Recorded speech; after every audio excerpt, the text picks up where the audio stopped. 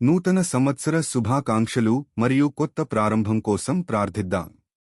యెహోవా ఈ మాట సెలవిచ్చుచున్నాడు, రండి మన వివాదము తీర్చుకుందము. మీ పాపములు రక్తమువలె ఎర్రనివైనను అవి హిమమువలె తెల్లబడును, కెంపువలె ఎర్రనివైనను అవి గొర్రె బొచ్చువలె తెల్లని వగును.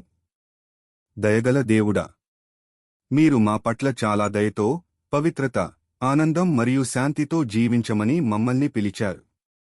అంతేకాదు ప్రభూ, మమ్ములను శుద్ధి చేస్తానని, ఎర్రని లోతైన పాపపు మరకను తొలగించి తెల్లటి మంచులా మమ్మల్ని స్వచ్ఛంగా మారుస్తానని మీరు మీ వాగ్దానాన్ని ప్రకటించారు.